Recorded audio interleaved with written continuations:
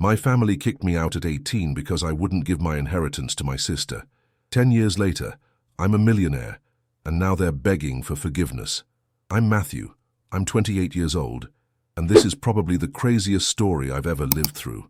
When I was 18, my family kicked me out of the house for refusing to hand over my inheritance to my younger sister. Now, 10 years later, I'm a millionaire, and, well, things have taken a very interesting turn. For you to understand everything I need to tell you from the beginning, my paternal grandfather, Richard, was an extraordinary man. He came to this country with nothing more than the clothes on his back and through hard work and sacrifice managed to build a small empire.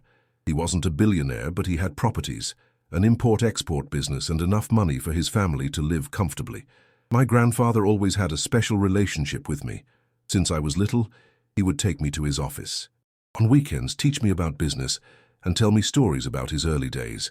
While my parents and my sister Camilla preferred the comforts that Grandpa's money provided them, I was genuinely interested in understanding how he had built all of that. Camilla, 3 years younger than me, was always the princess of the family, pretty, charismatic, but also tremendously spoiled. My parents indulged her in everything, and Grandpa, although he loved her, wasn't blind to her personality. I remember once, when she was about 12, she asked Grandpa to buy her a horse. When he told her she first had to show responsibility by taking care of something smaller, she threw such a tantrum that my parents ended up buying her the horse anyway. Grandpa passed away when I was 17, right before starting my senior year of high school. His death was unexpected, a heart attack while he slept, and the whole family was devastated. I lost not only my grandfather, but my mentor and best friend. The reading of the will was intense. Grandpa had been very specific in his decisions. He left my parents the family home and a considerable sum of money. To Camilla, he left a trust fund that she could access when she turned 25, provided she had finished a college degree. And to me he left the entire business, 3 commercial properties, and 60% of his remaining savings. At first, everyone seemed to be in agreement. I was in shock. I didn't expect to inherit so much, and I definitely didn't expect Grandpa to trust me to run his business. But as the days passed, things started to change. It all began with casual comments from my mom. "What a big responsibility for someone so young," or, "I hope you know what you're doing, honey." My dad started suggesting that maybe it would be better to sell the business and split the money among everyone. And Camilla started acting like she had been cheated. "It's not fair," she said constantly. "Why does he get everything and I have to wait until I'm 25? Besides, what is Matthew going to do with a business? He hasn't even set foot in a college." It was true that I wasn't planning to go to college immediately.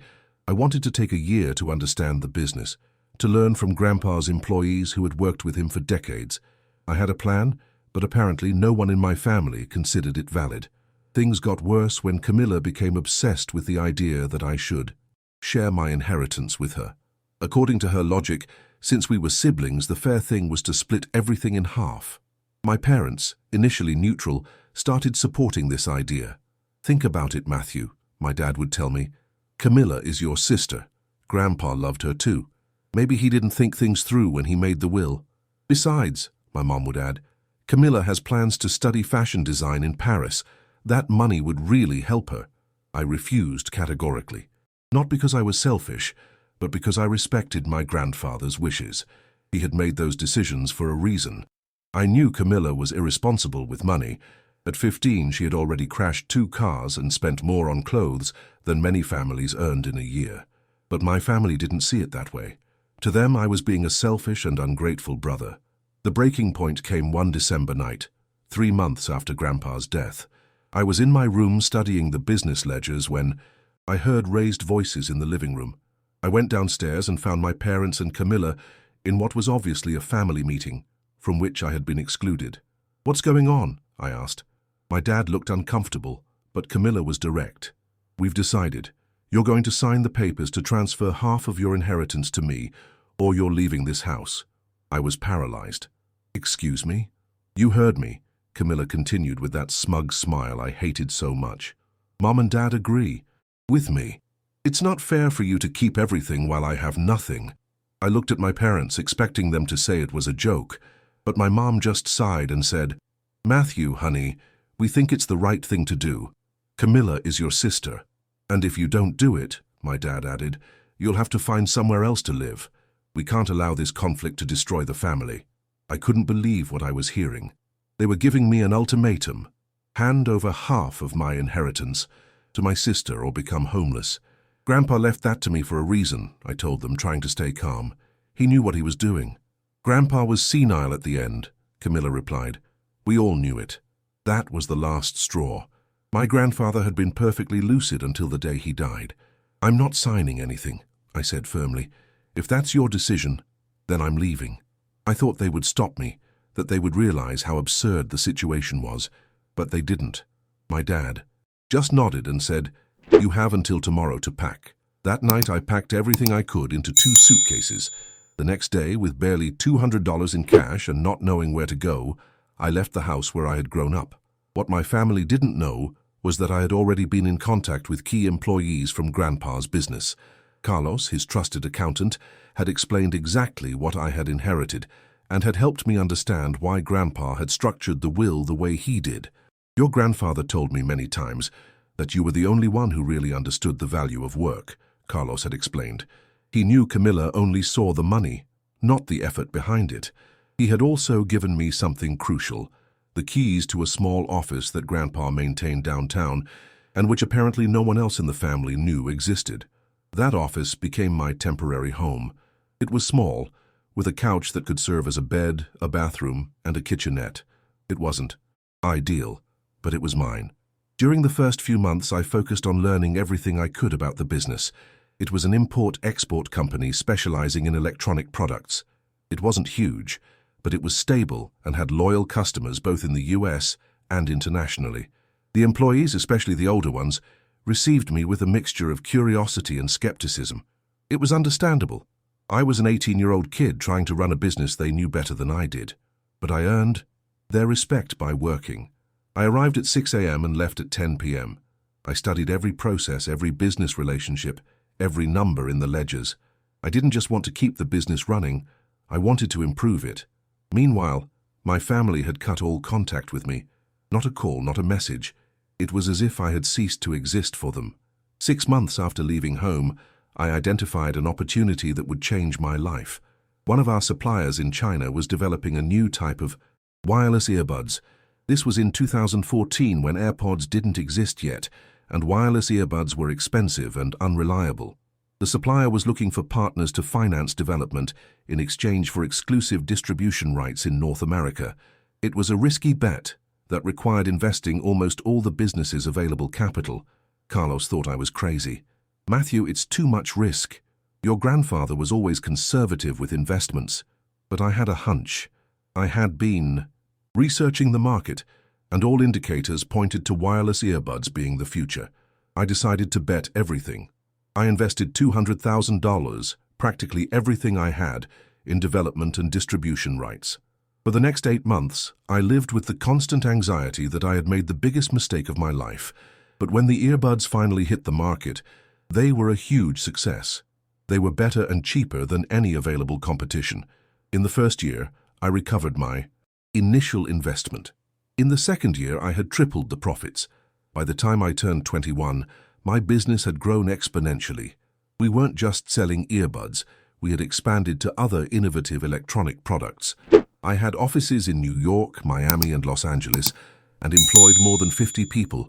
But most importantly, I was happy. I had turned my grandfather's vision into something even bigger than he had dreamed. During all this time, I had no contact with my family. I knew, through mutual acquaintances, that Camilla had studied fashion design, with money my parents had given her from their own inheritance, but hadn't finished her degree. Apparently, Paris was too difficult, and she had returned to the US after a year. I also knew my parents had had some financial problems. My dad's business wasn't doing well, and they had to sell some properties, but I kept moving forward with my life. I had met an incredible girl, Sophia, who worked in marketing and supported me unconditionally. We had plans to get married, and I was considering expanding the business to Europe. Everything changed one Tuesday afternoon when I received an unexpected call. "Matthew?" said a voice I hadn't heard in years. It was my mum. At first, I didn't know what to say. "Hi, Mum." "Son, we need to talk. Could you come home?" "What for?" I asked, though I had a suspicion why they were contacting me after so long. "It's about your dad. He's very sick, and, well, there are things we need to discuss." It turned out my dad had been diagnosed with pancreatic cancer. It was a serious situation, and the treatments were expensive, very expensive. I decided to go see them, not because I necessarily wanted to reconcile, but because, despite everything, they were still my family. The house looked different, smaller, older. Many of the things I remembered, the expensive furniture, the artwork, were no longer there. My mom received me at the door with tears in her eyes. "Matthew, thank you for coming." My dad was in the living room, visibly thinner and weaker than I remembered. He looked genuinely happy to see me. "Son," he said, getting up to hug me, "I've missed you so much." It was an emotional moment, I won't deny it, but I also knew this wasn't just a casual family reunion. Camilla arrived a few minutes later. She was now 25, had accessed her trust fund, but apparently had already spent almost all of it. She looked different, less confident, less arrogant. "Hi, Matthew," she said, without the hostility I remembered. We sat in the living room, and after a few minutes of awkward conversation, my mom got to the point. "Matthew, we know we've made mistakes. We know we hurt you, and we're very sorry.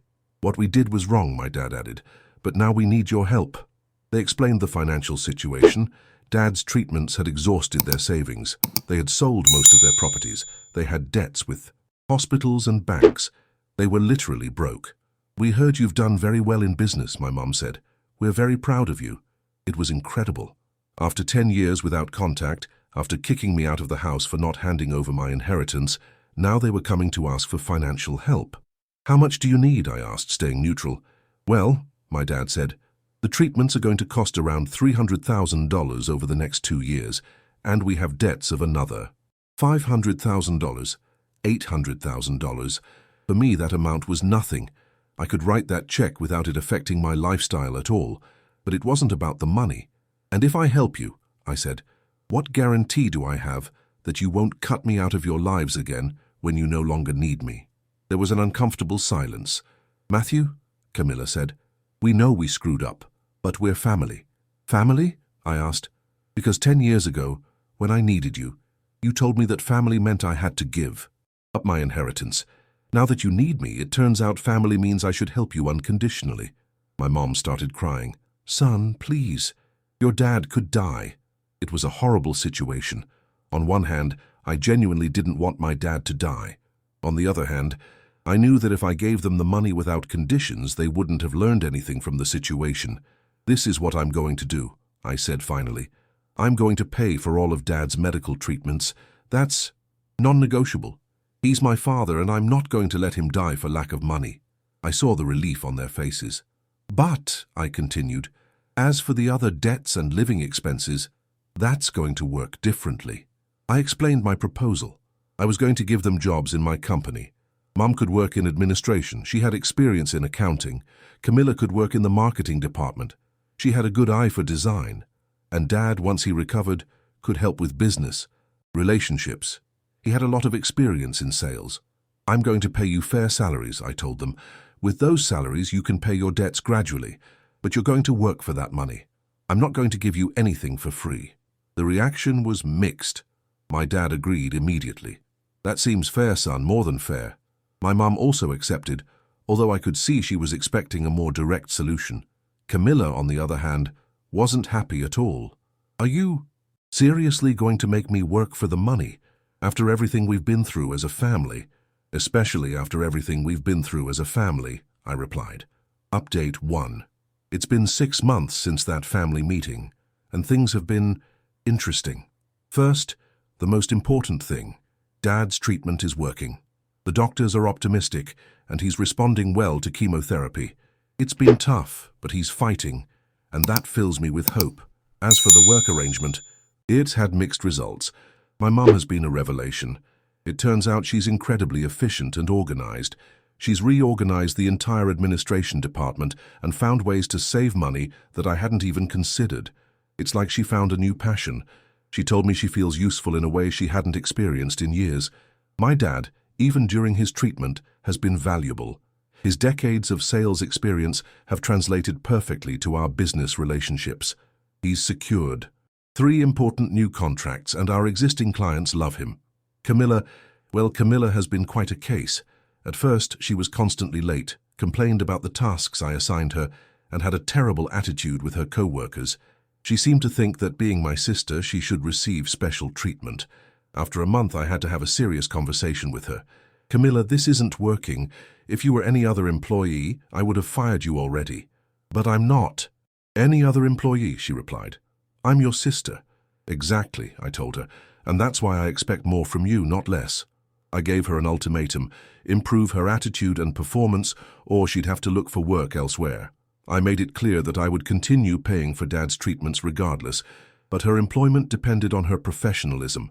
To my surprise, that seemed to be exactly what she needed to hear. Camilla changed completely. She started arriving early, asking smart questions about projects, and even suggested some marketing campaigns that turned out to be very successful. It turns out that when she puts her mind to it, she really has talent for design and advertising. A week ago, she asked to speak with me privately. Matthew, she said, I want to apologize, not just for how I treated you during these past months, but for everything that happened 10 years ago. It was the first time anyone in my family had directly apologized for kicking me out of the house. I've realized you were right, she continued. Grandpa knew what he was doing when he wrote his will. I wasn't ready for that responsibility. I don't even know if I am now, but at least now I understand why he made those decisions. And what made you change your mind? I asked. Working here, seeing what you've built, seeing how you treat your employees, how you manage the business, how you honor Grandpa's memory by improving what he started. I realized that if you had given me half of your inheritance 10 years ago, I probably would have spent it all already. It was the most mature conversation I had ever had with Camilla in, well, probably in my entire life.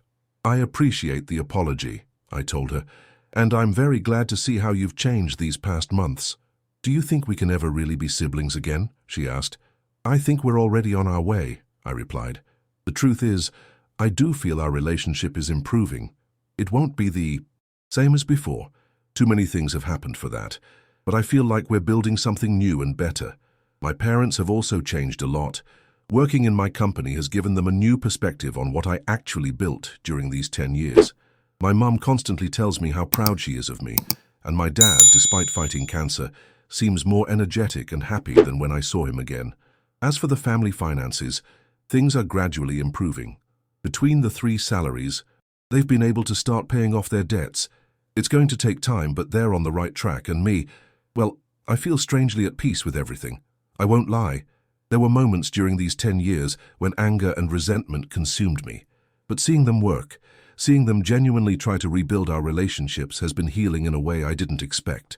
Sophia has been incredible throughout this process.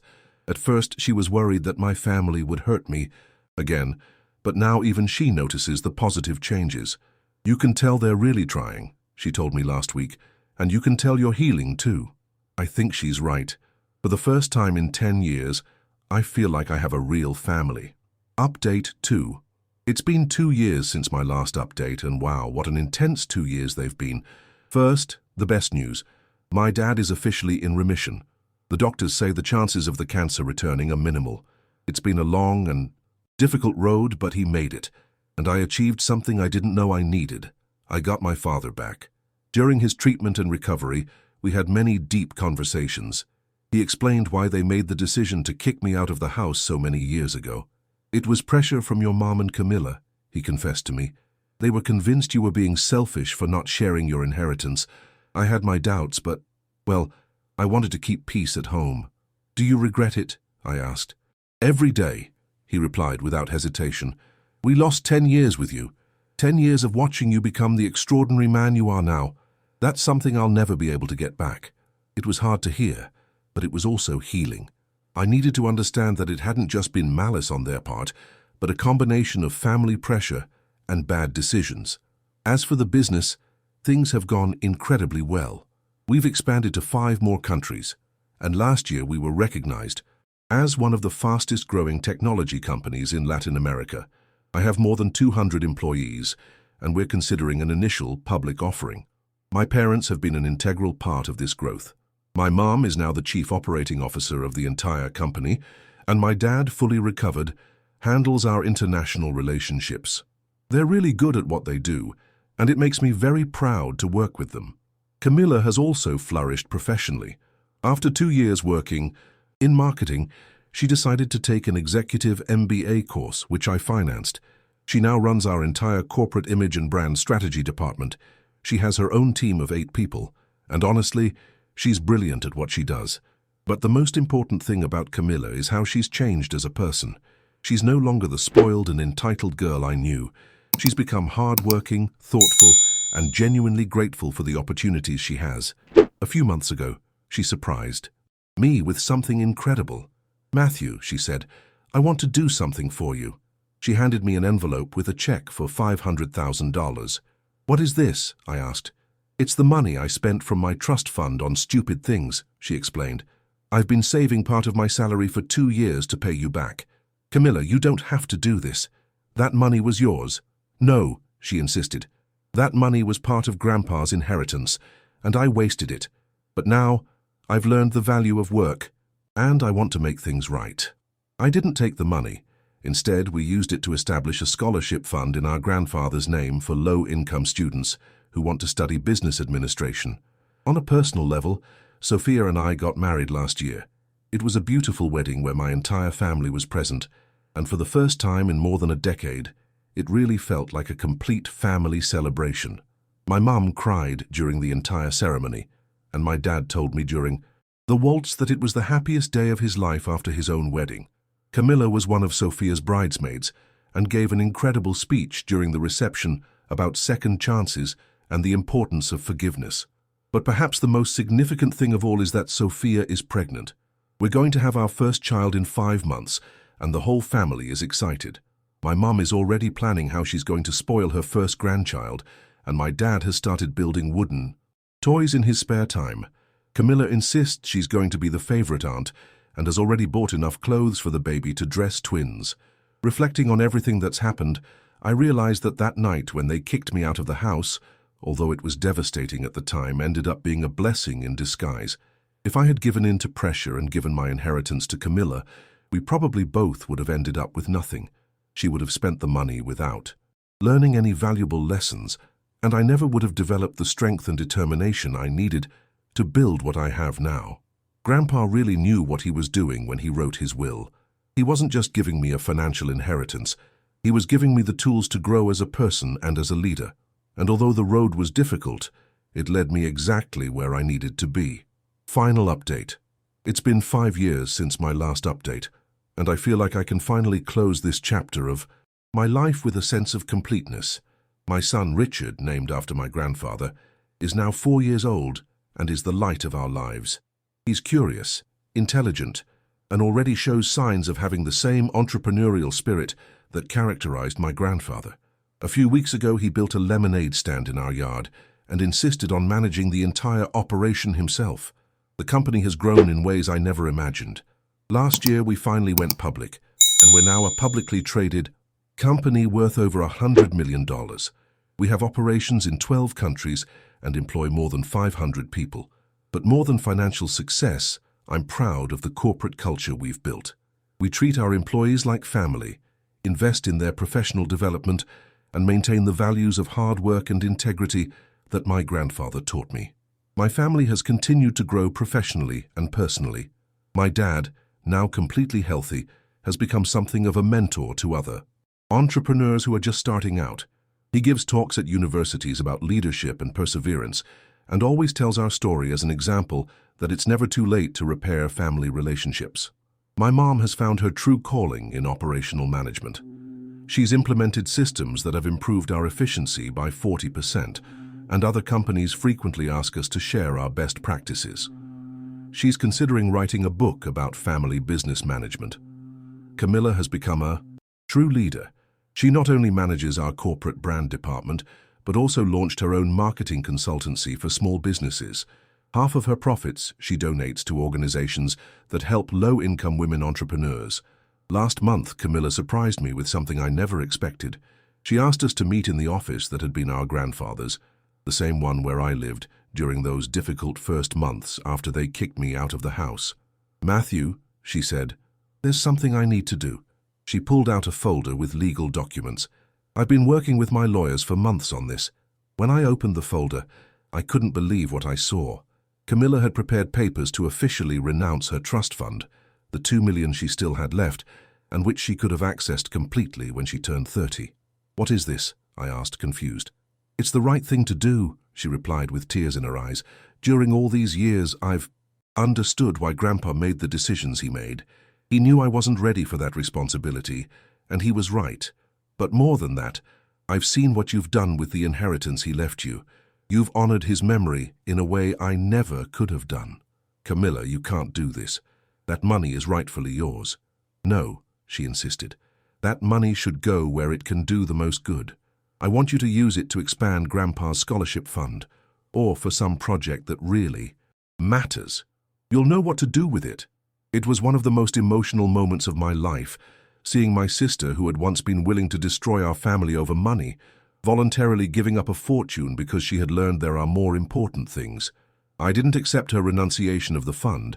Instead, I proposed something different. We would use that money to create a family foundation dedicated to helping young entrepreneurs from low-income backgrounds. Camilla would be the executive director, and the whole family would be involved in important decisions. It was the perfect decision. The Richard Martinez Foundation, yes, that's our last name, has already helped more than 100 young people start their own businesses. Each success story reminds me why my grandfather believed so much in the power of hard work and determination. A few weeks ago, during Sunday family dinner, yes, we now have regular Sunday dinners where the whole family gets together, my dad raised his glass to make a toast. "I want to toast my son Matthew," he said, "who taught us that sometimes losing a family is the only way to find a better one. And to Grandpa Richard," Camilla added, "who knew exactly what he was doing when he wrote that will." My mom, always the most emotional, could barely speak. "To second chances and to children who are wiser than their parents." As I looked at my family gathered, my parents, my sister, my wife, my son, and the new baby coming, I realized something important. My grandfather hadn't just left me money and properties. He had left me a lesson about the true value of family, about the importance of earning things, and about how real love sometimes requires difficult decisions. That night, when they kicked me out of the house, I thought I had lost everything. Now I realize I had gained something much more valuable, the opportunity to become the person my grandfather knew I could be. And although the road was painful, I wouldn't change anything, because in the end I didn't just get my family back, I built a better one. The company continues to grow, the foundation is impacting lives, and my family is more united than ever. But most importantly, my son is growing up surrounded by adults who understand the value of work, the importance of humility, and the power of genuine forgiveness. My grandfather would be proud, not just of the financial success, but of what really matters, that his family learned the lessons he wanted to teach us. And when Richard is old enough to understand this story, I'm going to tell it to him completely, because I want him to know that sometimes the most difficult decisions are the ones that lead us to the most beautiful places. And that's my story. What did you think? Do you think I did the right thing by not giving in to my family's pressure? Or do you think I was too hard on them during all those years? I'd love to know your opinion in the comments. If you like this story and think others should hear it, don't forget to like this video and share it with your friends. Also, subscribe to the channel if you want more stories like this. I have many more to tell. And speaking of that, right here on screen you have another video with an equally impactful story about family, money, and justice. I invite you to click and keep enjoying the channel's content. See you in the next video.